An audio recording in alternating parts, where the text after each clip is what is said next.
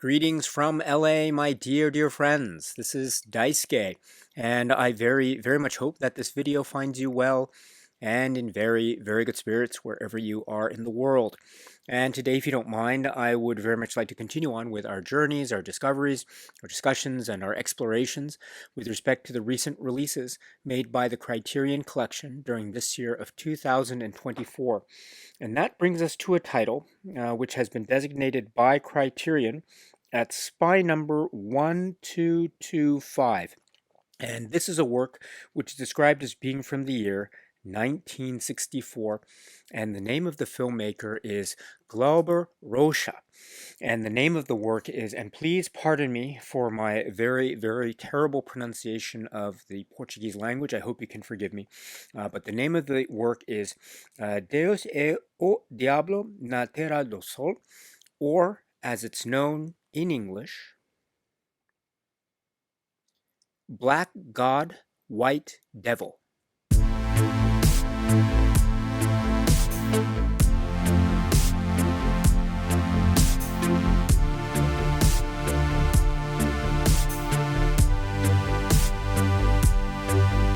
This is the work, the really amazing work, fundamental, towering achievement from one of the great cinema artists, writer, director, Glauber Rocha.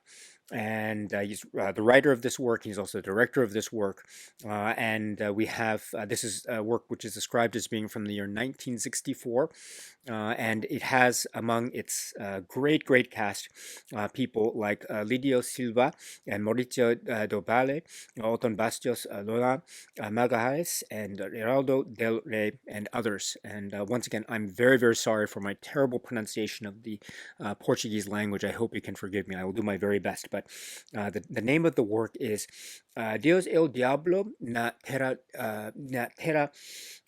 do Sol, or as it's known in English for purposes of this release, Black God, White Devil. Although I should point out that as indicated in the great Criterion Collection supplement, release supplements, and something that I was not aware of, being someone who is not at all fluent or not at all knowledgeable of the Portuguese language, but my understanding is that the original language, original title can be translated into English as God and the Devil in the Land of the Sun.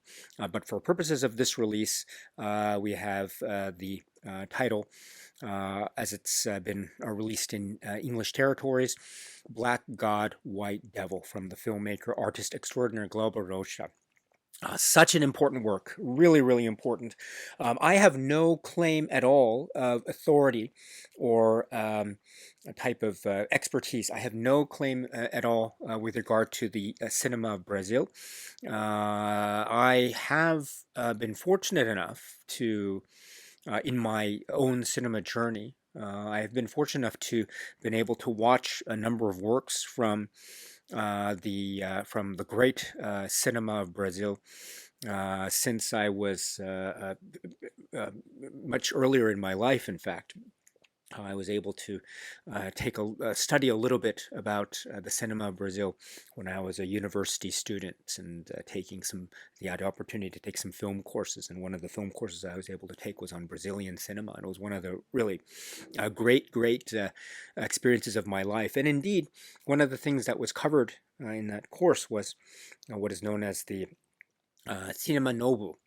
The new cinema, or the Brazilian new cinema, sometimes maybe referred to as a new wave of cinema of Brazil, which is comprised of a number of filmmakers of a sort of generational standpoint that came to cinematic and artistic prominence, starting in the 60s and into the 70s. And we have among them one of the towering figures in this great movement of type of a cinema reverie that is seeking, maybe among other things, to really have a sense of an independent drive, and also a cross culture in terms of a social political currency as embodied in cinematic expression.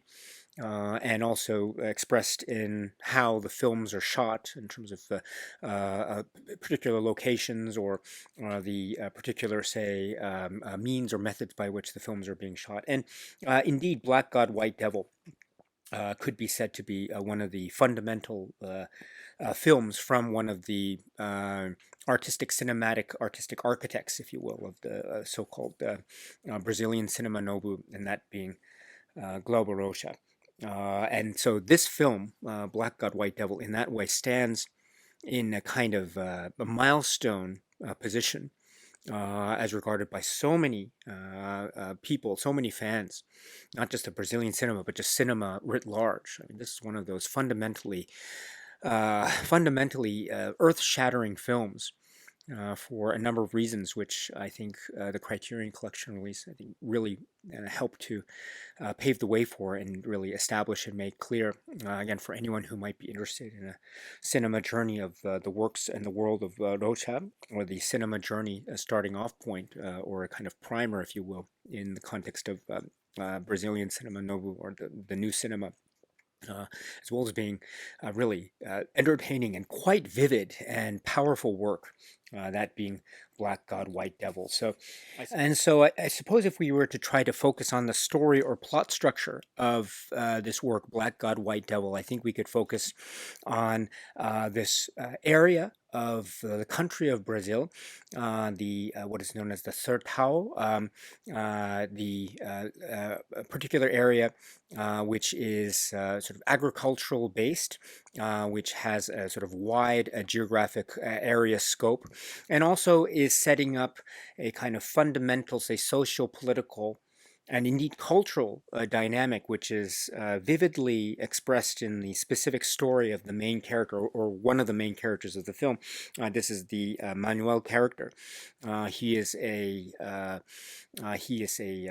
working on a ranch with a sort of ranch owner, and there is an issue involving cattle and the sort of death of cattle on the land, which appears to not be the Manuel's fault, but blame is ascribed to him, and this is already setting up a kind of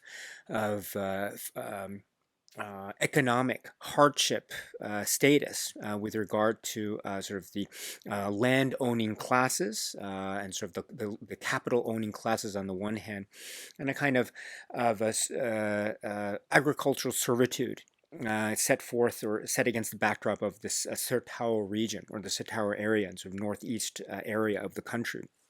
And someone like myself who is not aware, quite specifically not aware, or doesn't have a good knowledge of the sort of the social and historical currencies of Brazil, say in the 1950s and 1960s, still this type of story of sort of economic hardship and a kind of landowner, capital owning class being somewhat, or not somewhat, quite directly authoritarian, and deriving some kind of hardship in our heroes, or our protagonists, that being Manuel, and also Rosa and the family on the sort of homestead, who are making do with whatever they're trying to achieve in terms of plowing and farming and living off of the land, and they are but one of many families, many sort of homesteaders, or many ranch hands that have this type of similar economic status, and indeed that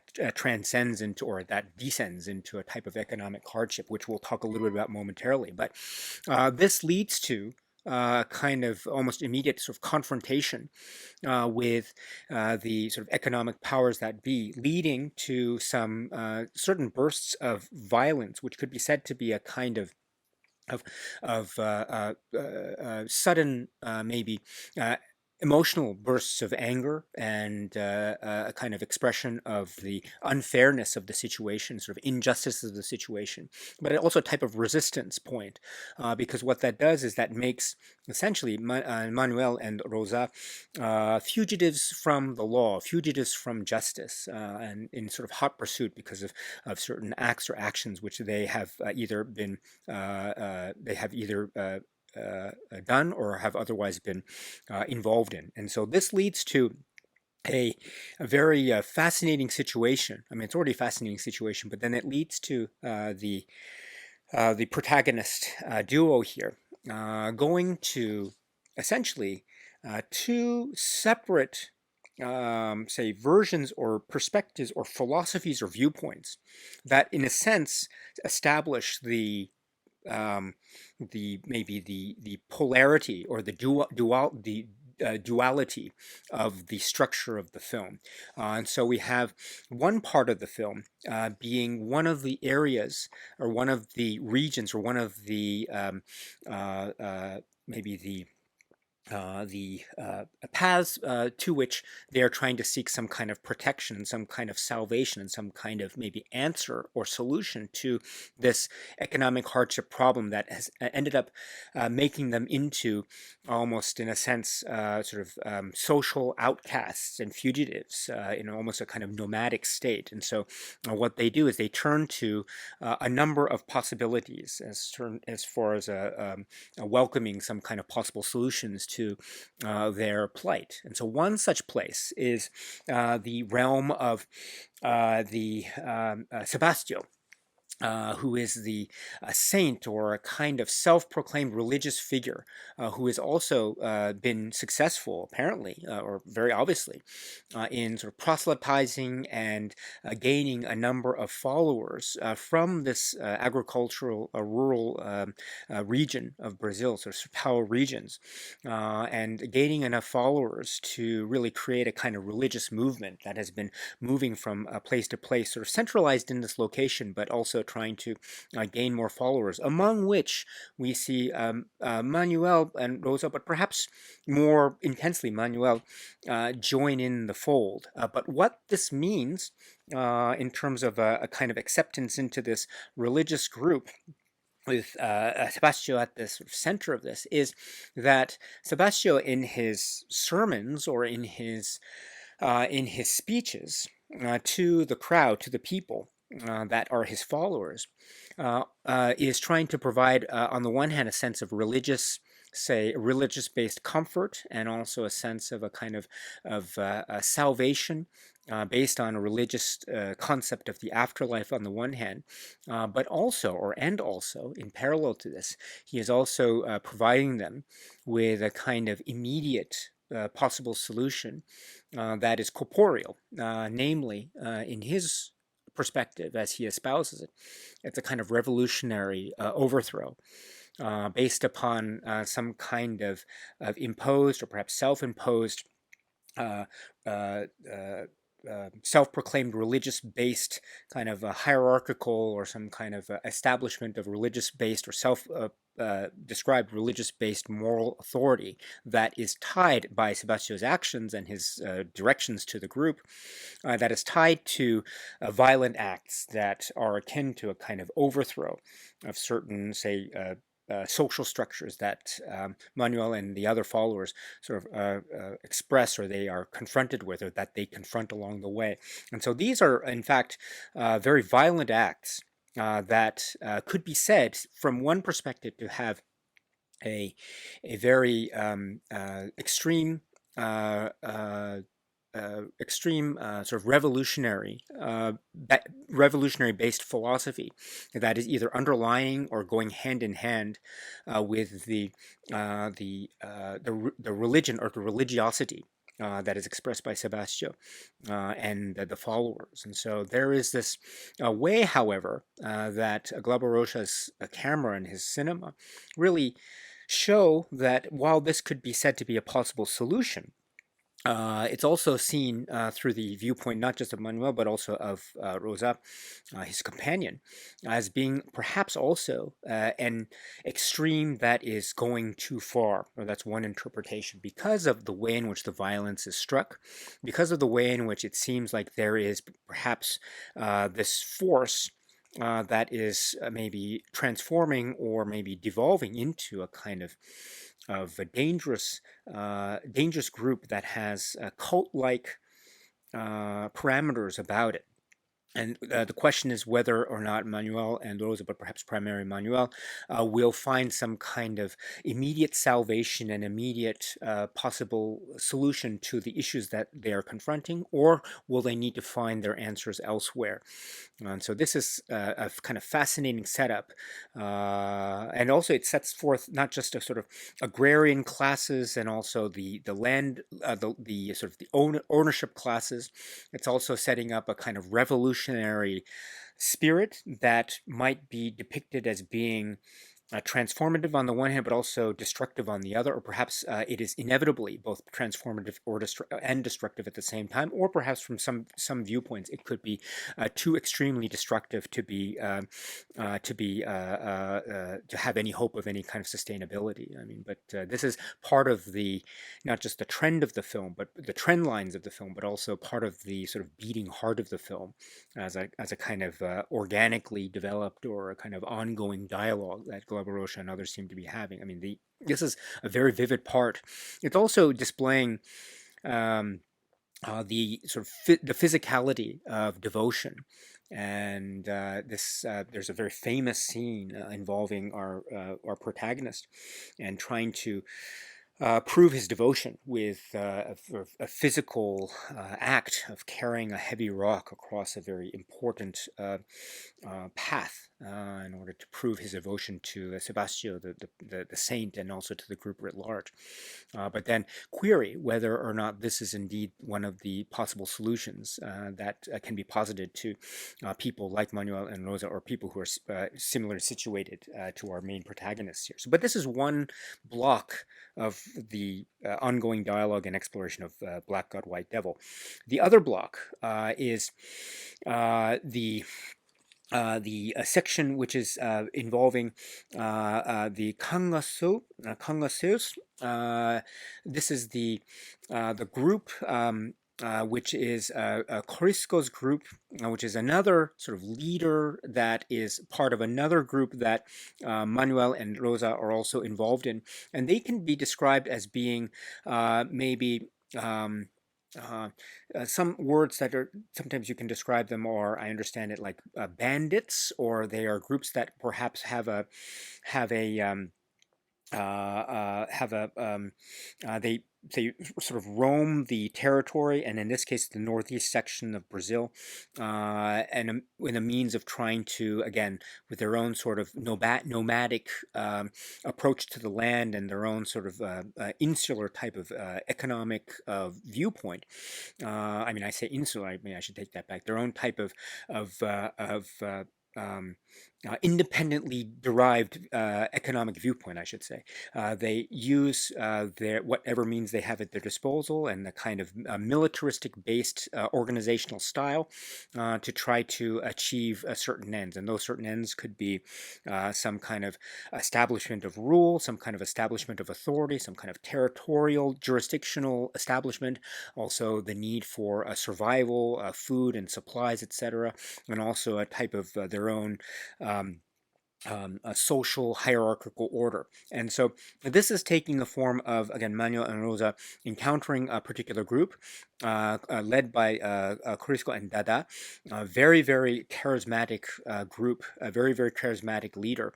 But again, query whether Glauber Rocha and the filmmakers are positing that this Kangasu approach, or this Kangasu sort of group of bandits, are wholly a kind of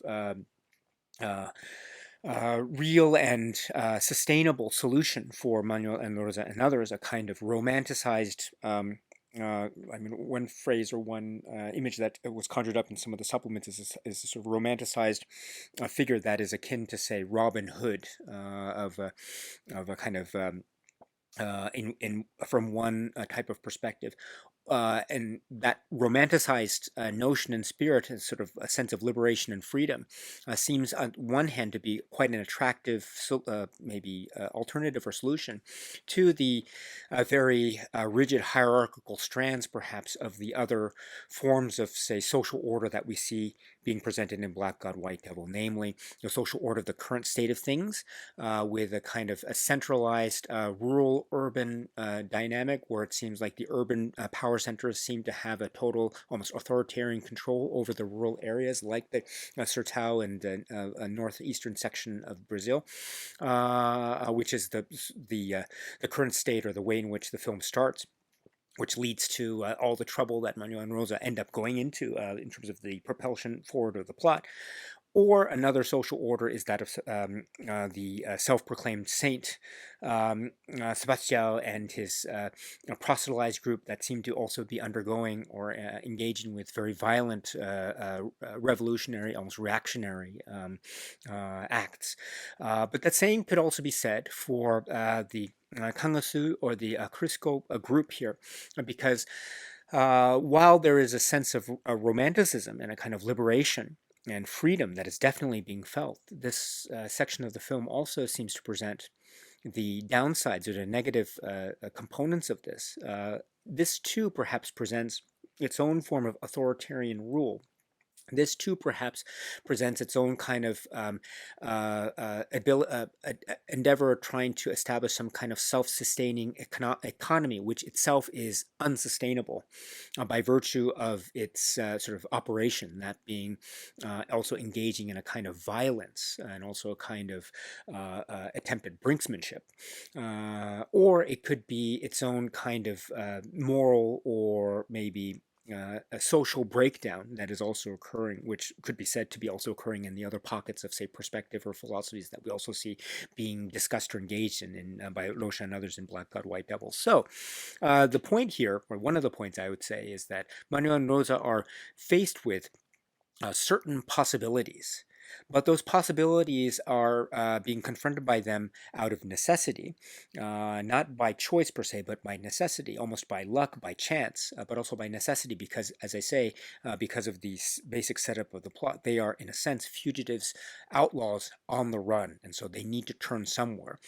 But the places that are open to them, or that welcome them, or that they turn to, may or may not be the solutions that they are seeking. And indeed, this seems to be a kind of very complex dialogue that Rocha and others, Glauber Rocha and others, seem to be engaging in, while also exploring sort of the economic and social currency concerns of this area, the population of Brazil, which I think is giving rise to a number of complexities, moral complexities, almost shades of gray, in a manner of speaking. And the answers, I think, are not easy ones, but the richness of complexity and the ability of the film to not shy away from such nuance, I think, is one of the great strengths of this film, as well as being a kind of, it's this tour de force, almost fugitives on the run type of film as well. So there is this way in which it has this chronicle-like fast-paced nature about it, which is also very, very telling and also very enriching. It also has this episodic quality to it, because I think it's so well organized in terms of the way in which the main characters are entering into these various worlds, and then they and by extension, we as viewers are then allowed to explore the good sides and bad sides of each perspective that they are enveloped in, and sort of the extremities to which they are essentially stretched and torn, and the lines that they are willing to cross, or the lines that they are unwilling to cross. And we see also the perspectives change depending on who, from which perspective we are viewing. Is it Rosa's perspective, Manuel's perspective? And that also forms a really interesting, almost gender divide dynamic, which is alluded to in some of the supplements for the Criterion release, which we'll talk about momentarily. So, okay, so all in all, we have this towering achievement, which is so clever in its approach, and its sort of symbolism, its use of music almost as a kind of chorus, song that is sung, and it's also spoken dialogue in a way that is very much revealing kind of the pulse and the beats of the society at the moment. So the use of music is quite grand and quite revelatory. And we have moments in the sun, and also moments hidden away, moments in nature, and sort of the agrarian landscape that is itself a huge deal. I mean, you see the opening moments of the film as we see the the rush of the land, or the scope of the land as the credits roll, and this seems itself to be its own almost social and political statement. It's a film about the people, but it's also, it could be said to be a film about the land itself.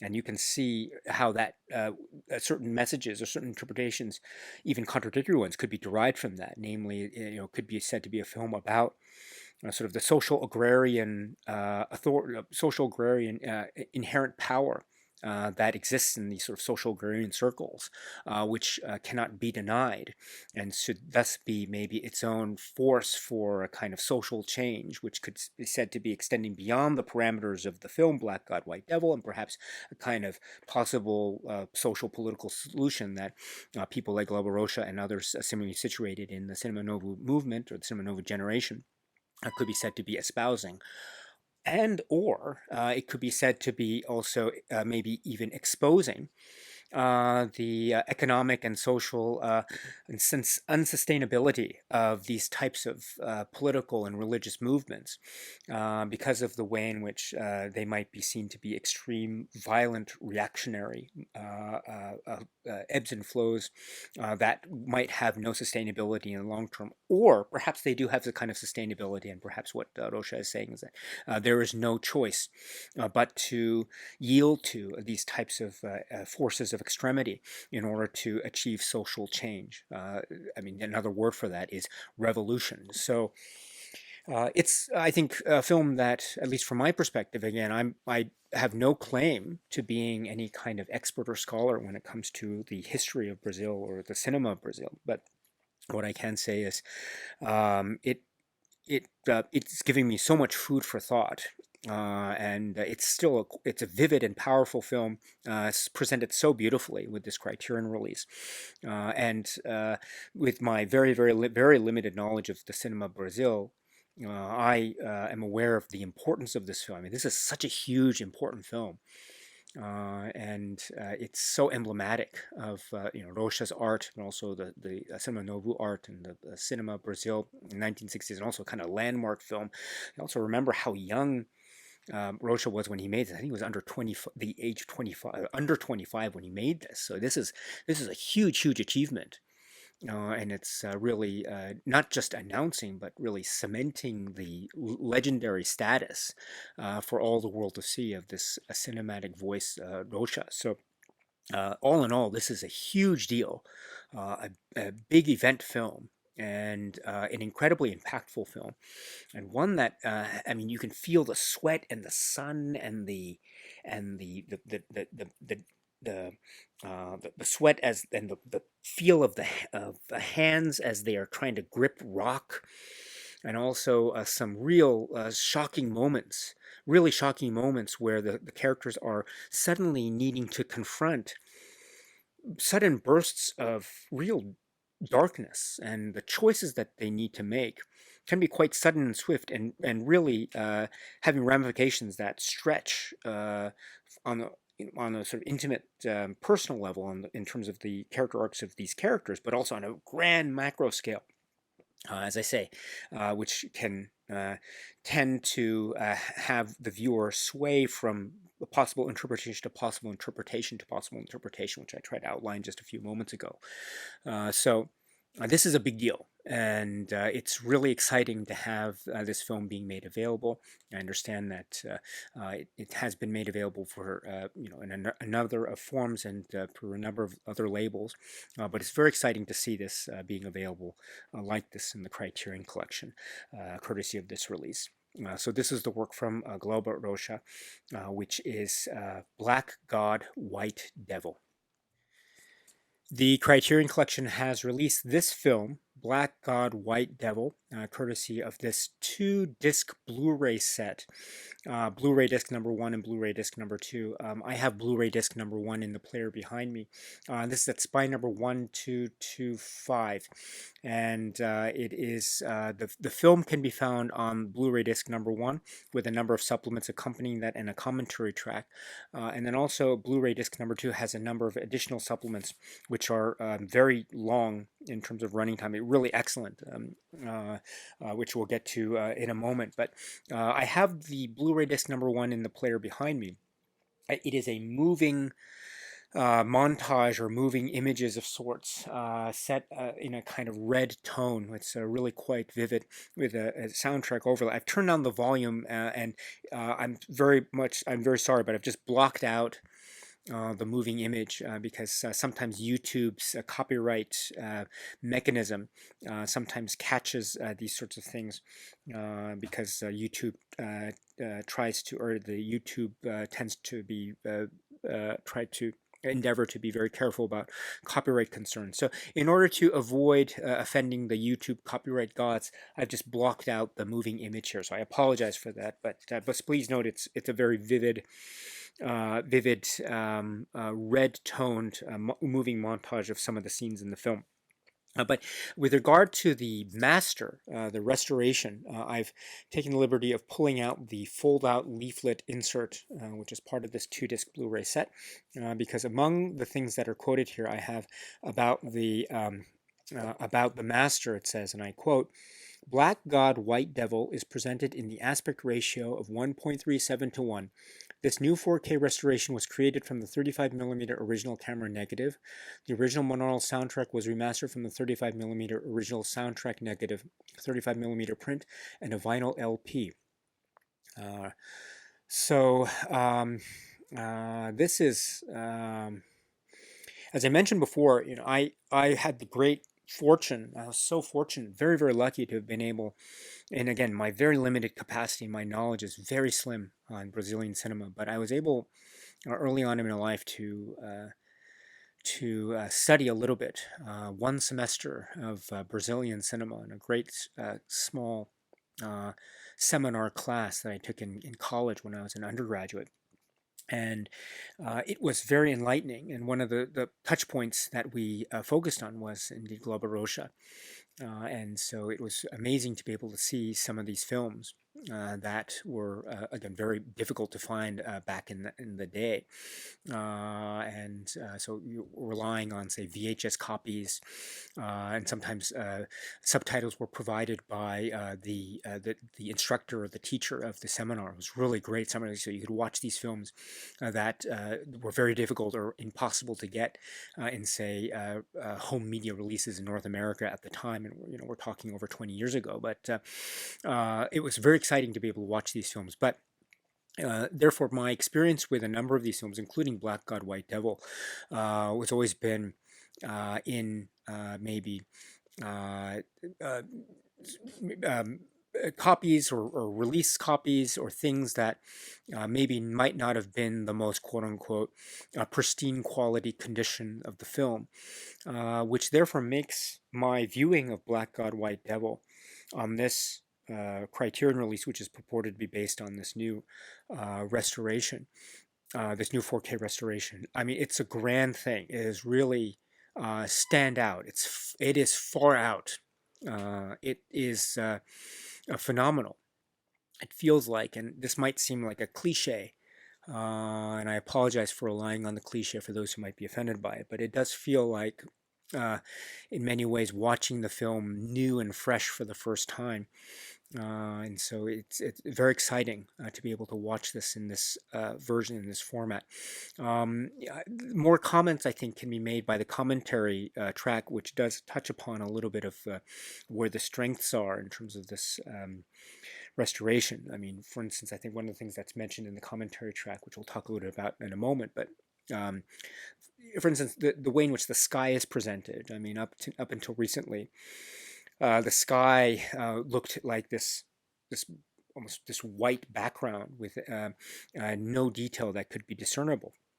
Whereas now you can actually see certain discernible details, such as maybe the outlines of clouds or other things in the natural distance, which in turn embellishes and really enriches the sort of feeling you have of not just immersion, but also the sense of, again, this is a film about the land, it's about the soil, it's about the things in the foreground and the background, it's about those ridges. I mean, there's a very important shot of a building structure on high atop a mountain cliff that you have to see in the distance. I mean, it's barely visible, but it's so important. That sort of detail might not necessarily have been discernible visible in, say, previous releases of this film, whether they be domestic or otherwise. And so to have that opportunity now to watch the film with those rich details, and also the kind of um, uh, uh, the kind of kinetic energy,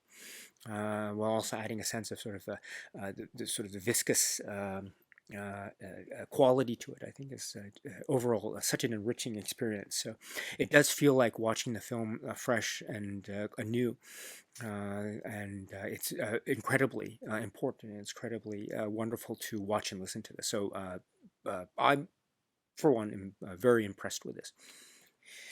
And now let us turn to the supplements that are included with this great Criterion release. So, okay, once again, I should point out that we have two Blu-ray discs. This is the two-disc Blu-ray release from the Criterion Collection.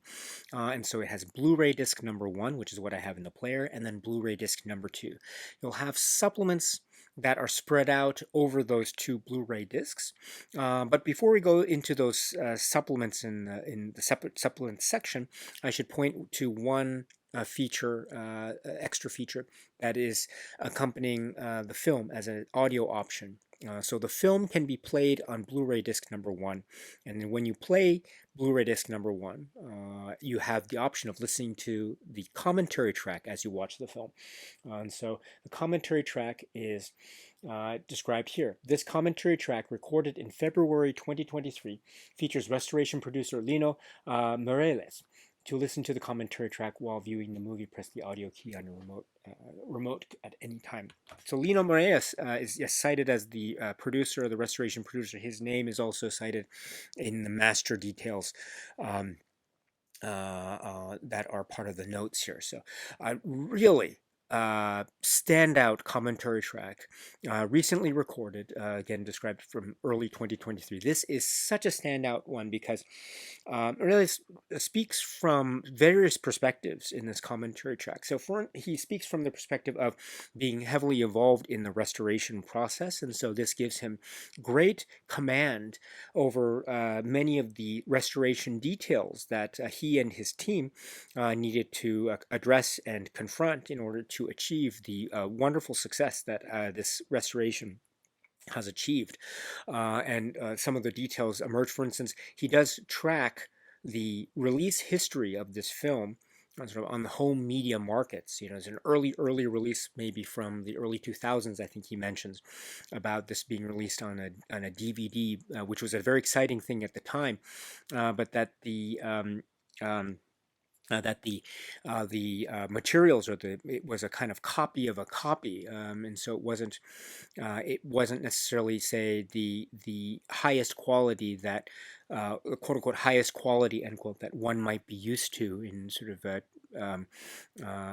releases like we have today. And so to have the ability to restore this, and this was painstakingly restored, using materials and resources available to him and his team in Brazil, and to sort of almost like a labor of love, as he mentioned. As he says too, this restoration does create discernible details that perhaps have hitherto never been made seen, or perhaps were difficult to identify upon watching the film in any previous, say, release versions of this, release copies of this. So it is a kind of towering achievement. It's a wonderful success on the restoration scale.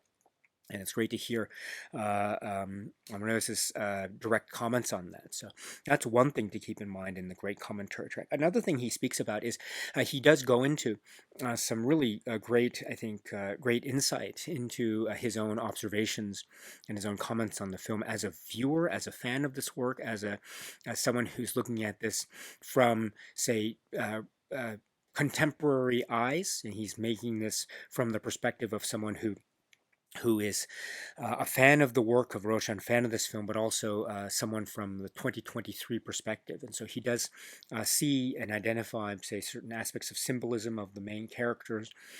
He does recognize, he recognizes certain areas where it seems like they're almost like movie mistakes or things of that nature. He mentions there's a scene where a particular character is supposed to be dead, but the actor's eyes are blinking, and so he says it in a very affectionate way, almost pointing out some of the movie mistakes. But I think this is also really important too, because he is approaching it from a real almost labor of love position, and he's never talking down to the film or to us as audience members to his great commentary track, but on the contrary, he knows this film so much.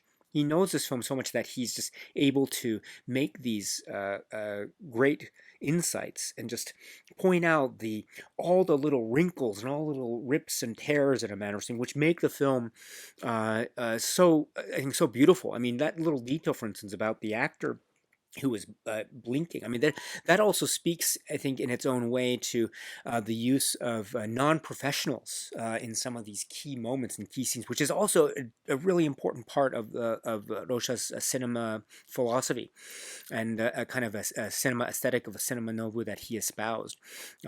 Shooting on location, trying to use non-professionals where possible, and you do see a number of these. And Maria points this out in some of the group scenes. In particular, there's one scene involving the proselytation of the religious group, and we see one of the followers with an object placed upon her head, and so it's these details that emerge, and also it's a gateway into a discussion of how the film was shot. Again, relying in a number of places in these sort of non-professional capacity, which is really fascinating, as well as some key performance details and some key scenes that are so critical, and he breaks them down in this really informative manner. It's also very casual and very fun. It's so fun to listen to him speak about this film. I mean, there are some. I mean, I'll admit there are some moments that there's some observations that he makes that I never had any.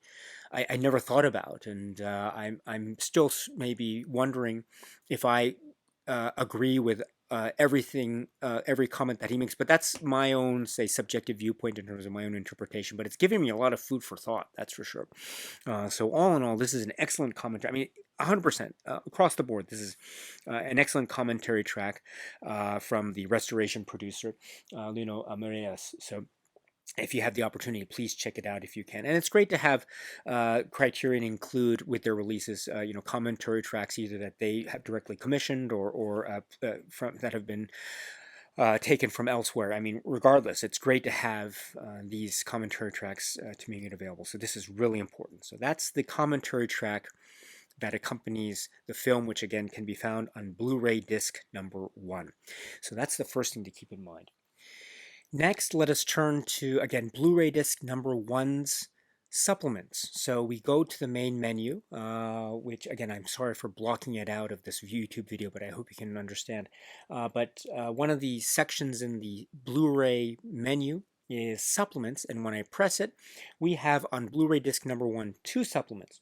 The first is Richard Pena, and this is described by the Criterion Collection as follows, and I quote, "In this interview conducted by the Criterion Collection in 2024, film scholar Richard Pena discusses the origins of cinema novo and how director Glauber Rocha's Black God, White Devil helped to establish the Brazilian film movement of the 1960s. Okay, so this is approximately 22 minutes based by my count.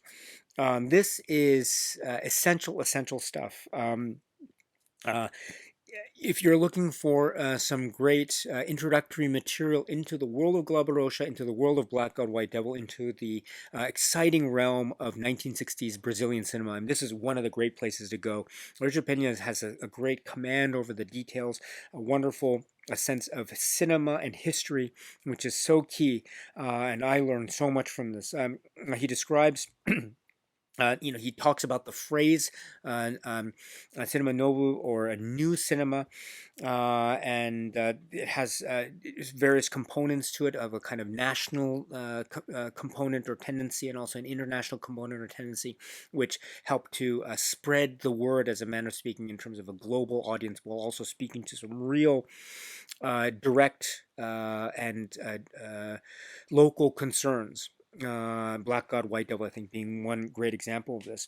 And it was the movement that was also, I mean, it's considered to be a movement. It's in terms of the timely cross section of a number of maybe similarly situated artists and figures in music and literature and film that in the 1960s. And it was also maybe coincided, perhaps in some respects coincidentally or not, with the sort of military coup d'état, which occurred in April of 1964. And so there seems to be, there's some interesting timing details with regard to the extent to which Black God, White Devil, right, is said to be a reaction to that or not. Maybe it was coincidental, maybe it was direct reaction, but in any event, this sort of political upheaval does pave the way for a kind of social, maybe unrest from a certain perspective, but also a sense of reactionary, almost effort at a kind of artistic liberation in another perspective. And so this lays the groundwork for a number of emerging voices, among which is Glauber Rocha and indeed others. And speaking of Glauber Rocha, Richard Pena, in his great command over the details, does remind us about how Glauber Rocha was only 23 years old when he started making Black God, White Devil. I mean, I can't believe that. I'm just wrapping my head around this. 23 years old when he makes Black God, White Devil. It reminds me of I mean, Orson Welles was, around 25 years old, right, when he made Citizen Kane, something like that. So it's these artists and these powerful voices who just emerge and make these grand cinematic statements at such a young age. I mean, it's amazing. It's so much energy, and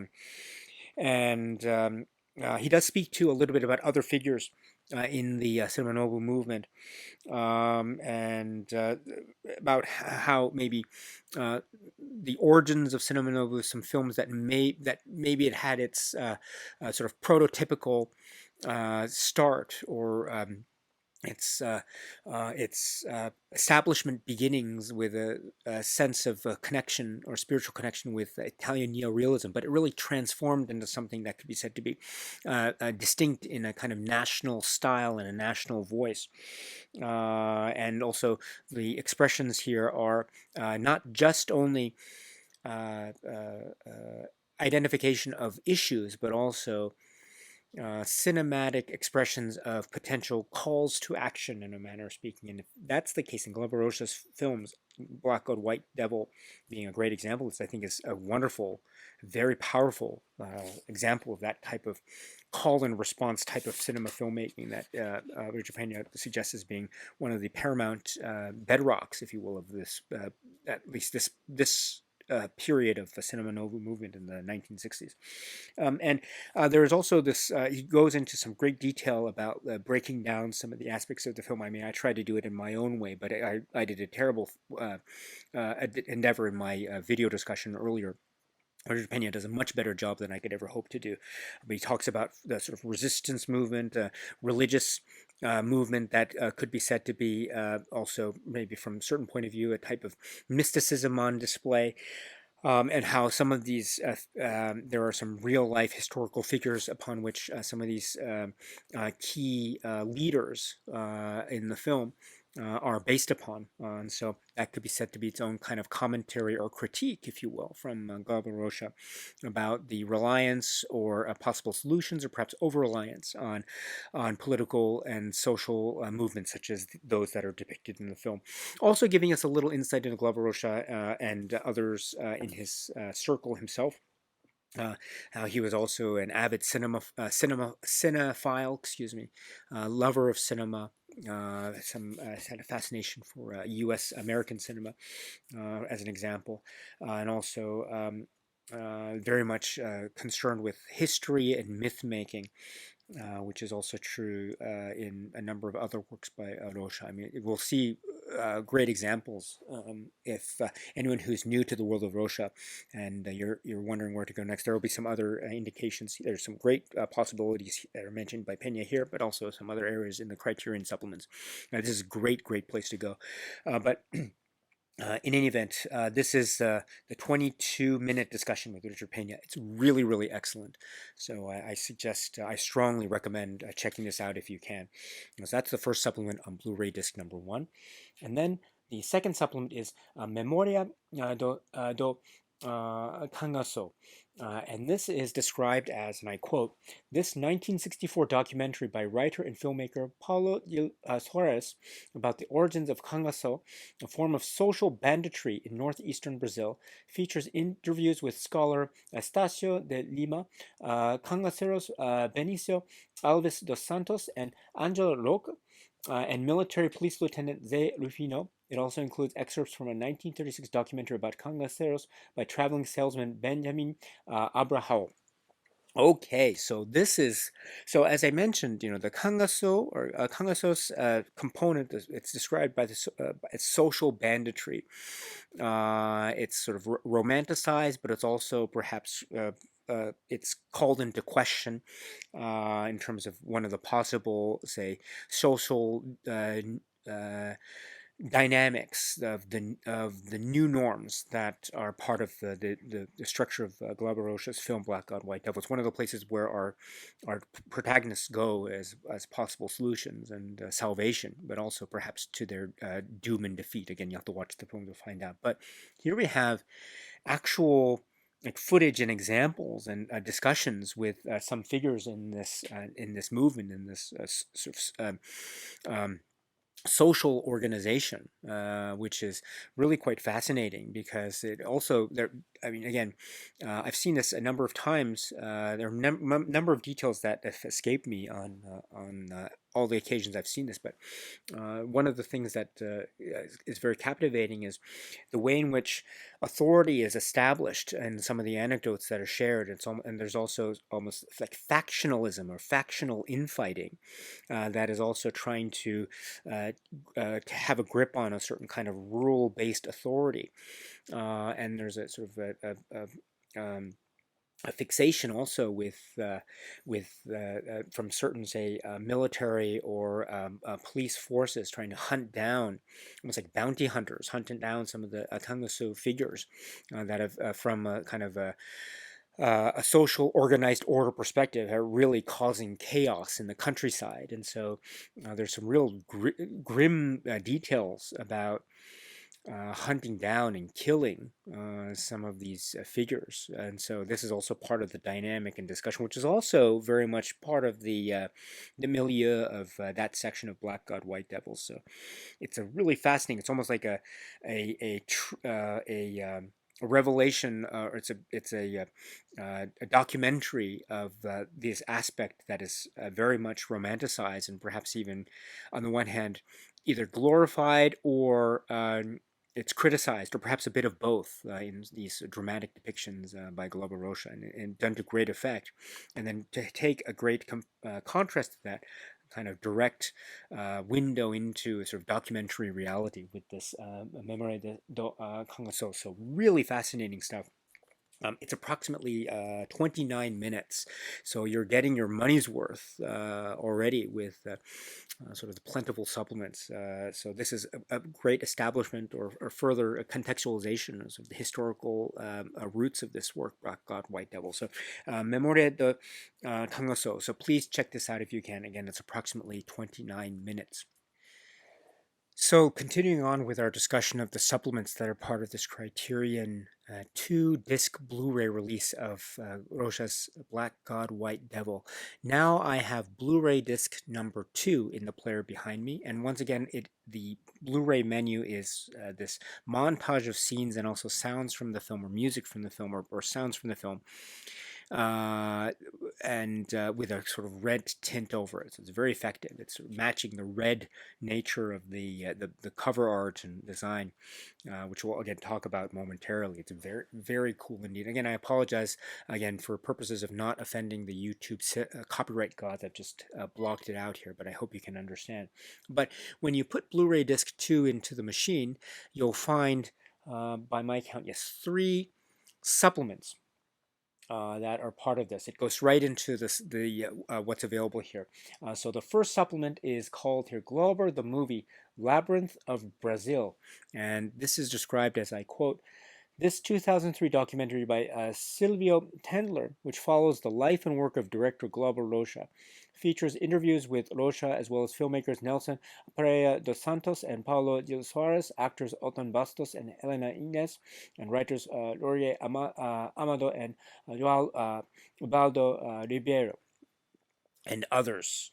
So this is a feature-length film or documentary, approximately 1 hour and 37 minutes. So it's its own feature in and of itself. And this is a really fascinating work and dynamic. Again, Glauber Rocha is this towering figure, just a artistic juggernaut, cinematic juggernaut, making very, very almost in a way in a need to sort of fill in this necessity for a very important sense of kind of agitation in the realm of cinema discussion and intake of commercialism versus art and other aspects. We see him in action, and a number of his comments and a number of his takes on cinema, and you can really tell that Rocha as a figure is almost bombastic in his viewpoint, and his energy kind of reaches to a realm of ecstasy on the one hand and sort of a bombastic dynamism on the other. I mean, he's a kind of force of nature in a manner of speaking, and so and he describes a lot of his kind of revolutionary living. And the like, and so there are a number of anecdotes that are shared here in terms of Glauber Rocha, his career, how in some points of his career he's had some, say, critical success, and then sometimes he's run into some adversity in terms of the critical reception of a number of his films. And there's a really fascinating anecdote that's shared about circa 1980 in a work known in English as The Age of the Earth, and the film festival. What is it? The Venice Film Festival. But the top prize of the festival went to a different work by Louis Malle, the filmmaker Louis Malle. And so this is providing an anecdote for a kind of bombastic volatility in terms of his public expression, almost to the point of artistic outcry, and using Louis Malle's work as an example of kind of over-reliance on commercialization of cinema, which is essentially diluting the power of cinema, and it's shown by the award being given not to his work but to the work of another. So, I mean, in some circles, this could be seen to be very kind of egotistical behavior on the part of one artist vis-a-vis another. And if one shares that viewpoint, I think it's very. I mean, that's not outside the bounds of reasonableness, I think. But also, this is meant to show, I think, the direct force of nature type of personality that was Glauber Rocha.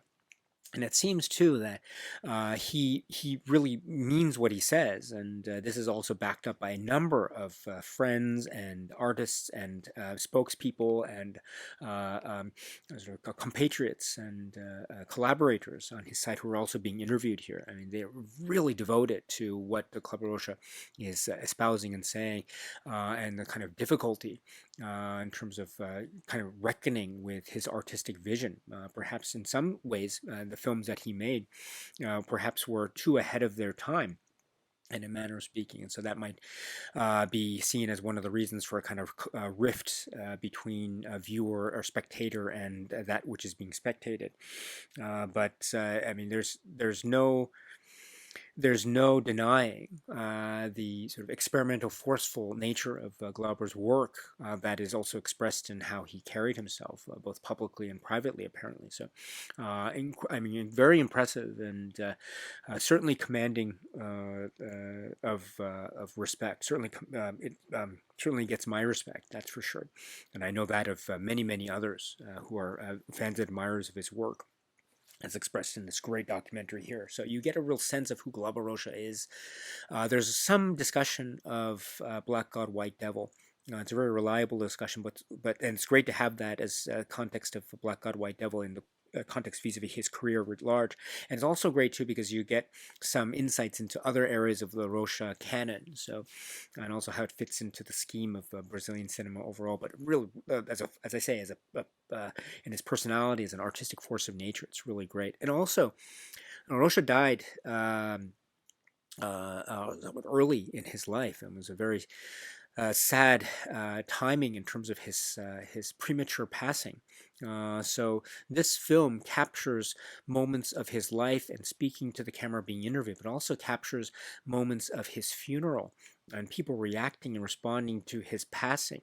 In a very emotional way. It was a very tragic passing of Glauber Rocha, but we also see how people responded to him, how people reacted, how they took in his undeniable passion for Brazilian cinema. So this is, I think, overall such an eye-opening experience. And again, part of the joy of experiencing a film like Black God, White Devil alongside watching the film itself is also having the ability to maybe get to know a little bit, or perhaps endeavor to understand or experience the artistic brilliance and the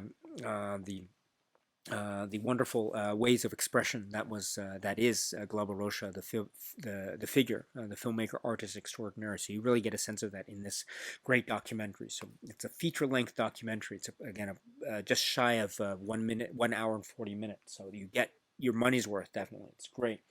So again, this is the first supplement you can find on the second Blu-ray disc. So it's about 1 hour and 37 minutes.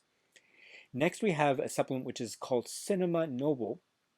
And this is described as follows. I quote, "This 2016 documentary by director Glauber Rocha's son Eric Rocha, himself a filmmaker, provides an in-depth analysis of the Brazilian cinema movement. It features interviews with Glauber Rocha, as well as filmmakers Nelson Pereira dos Santos, Joaquim Pedro de Andrade, Leon Hertzmann, and David Neves." Oh, so this is really great. This is it's done in a kind of a wonderful.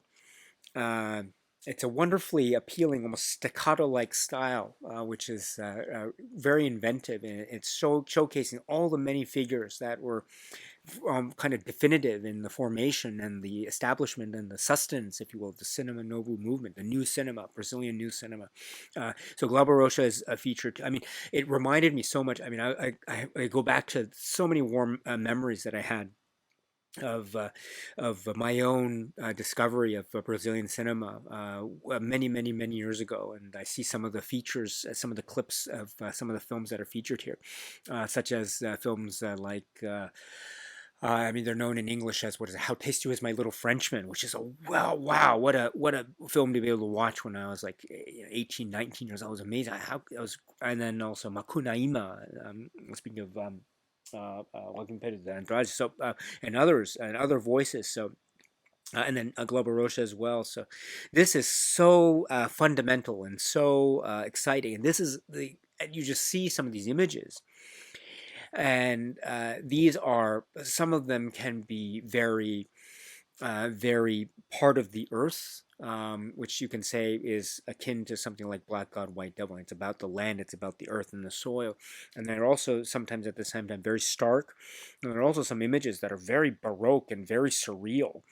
And it's going in these imaginative places that are entering into the realm of the intentionally bizarre and provocative. I mean, this is mind blowing stuff that's happening here. So it's great to have this collection. And again, for those who are inspired to explore more of the cinema of Brazil, and maybe specifically the cinema of Brazil from the 1960s and into the 70s, etc., this is a great, maybe another primer, another area, a jumping off point, or many jumping off points. It's also very exciting to think of maybe the possibilities. Could Criterion release more films from Cinema Nobu filmmakers, Glauber Rocha and others? That would be great. But in any event, as enticing as this is also incredibly informative and very exciting. Itself a kind of a love letter, if you will, to this great movement, including which, of course, is the one of the great figures, that being Glauber Rocha. So please check this out if you can. This is fantastic. It's approximately, 1 hour and 32 minutes. My goodness, we're getting another feature-length film, or feature-length documentary. So you get 2 feature-length documentaries on the second Blu-ray disc. You got the film on the Blu-ray disc number 1 with its own commentary track as an option, and some other supplements there to boot. This is like a total package. This is really exciting. So anyway, that's the supplement section for that's included across Blu-ray discs number 1 and 2 for the Criterion release of Black God, White Devil. Oh gosh, what did I do? I'm ending, but I forgot to say I'm in my excitement. I forgot. Let me go back. Let me go. There's one more, which is the trailer. My goodness, I almost tried to end the conversation prematurely there. I apologize, but there's the trailer, and this is the trailer, which is I think the restoration trailer. Very exciting stuff and wonderful. And again, I wish I could have seen this in the theater. Black God, White Devil. I didn't have the opportunity. I can imagine what that must have been like. That's just so beautiful. But now I can say that we have the trailer and then these 2 feature-length documentaries on the second disc, and then we can recollect or recall what we were talking about just a moment ago with Blu-ray disc number 1. So a lot going on here. Very, very exciting stuff. And so now let us round out our conversation with regard to this great Criterion release of Black God, White Devil. Let me now speak to some of the contours of the comments about the contours of the physical media release. This is a 2-disc set in this plastic case, at least the one that I have. It's 2 Blu-ray discs in this stacked casing, plastic case mechanism. And we have the Blu-ray disc, as you can see. The top disc, being Blu-ray disc number 1, has a sort of red tint to it. And if I sort of pop that out to reveal the Blu-ray disc number 2, it has a sort of a darker tint to it. I think it's meant to evoke the 2 sides of the coin of this film. As I mentioned, you could say that it has a polarity in terms of the structure of this film, one being one group or one philosophy, and the other being another group. So I think that's a really cool dichotomy that's being expressed in all the way down to the art that's being used on the discs themselves, which is really cool. All right, and you have to talk about, or I have to talk about the artwork here. Look at this, Black God, White Devil. I mean, we've mentioned that. It's also mentioned in the commentary track that might not be the most perfect way to translate the original title, Deus El Diablo na Terra do Sol, but Black God, White Devil it is for purposes of this release. And indeed, reflecting, as I understand, how this film was released in sort of English-speaking territories, North America, etc. What was I saying? Oh, yes, so the cover art. So this is also very cool. This is, again, one of the key figures in the film. And it's also, this image is also mentioned in some of the Criterion supplements as one of the kind of iconic images. And it really is, it's sort of the figure and reference to the Kangasu part of this Crisco character. So it's really cool that this is part of the Criterion release, and then the use of the red and the sun motif to boot. It's really wonderful. Now, I should point out the art, production credits here indicate art directors Eric Skillman, Sarah Habibi, cover based on an original poster design. Rogerio Duarte, and art production coordinator William Braze, production artist Craig Phillips, art assistant Julie Sussman. So yes, that was mentioned too in the in one of the supplements, that this image was used as a part of the cover art design, or sorry, for the poster art for its initial release. So very cool indeed. The fold-out leaflet, I've just pulled it out prior to starting this video recording. It's a fold-out type, and I'm going to say it again. I'm not a fan of the fold-out type. I wish it could have been the booklet, because the booklet has more possibility for robust pages, or the glue-bound booklets have more pages, more pictures, etc. I'm not a fan of the fold out, but oh well, that's okay. That doesn't take away my excitement for what can be found. Among the things that can be found with this fold out is the great essay by Fabio Andrade called Feeding on Hunger. I've read this a number of times now. I took a number of notes on reading the essay prior to preparing for this video discussion, for instance. And so it's another standout essay, and as I say, I've learned so much from this.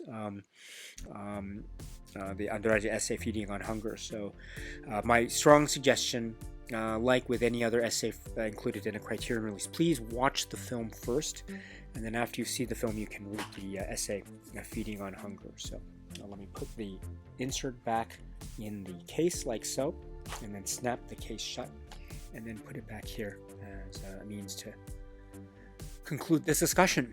So this is the Criterion release, the 2-disc Blu-ray, or the 2-disc Blu-ray release of Black God, White Devil, the Glauber Rocha film. So important, so fundamental, so iconic, so kinetic, and very, very provocative and very complex film. And it's great to have it here for as many people I hope to watch as possible. So this is the film, which is Black God, White Devil. All right, my dear friends, so that's it for now. And so until we meet again, please be happy and healthy and well. And please keep on watching a lot of great, great films, including Black God, White Devil, including other films by Glauber Rocha, including other films in the Criterion Collection or elsewhere, and or beyond. So until we meet each other again, until we see each other again, please continue to be happy and healthy and well. And please continue to watch a lot of great, great movies. And stay strong, stay safe, and cheers.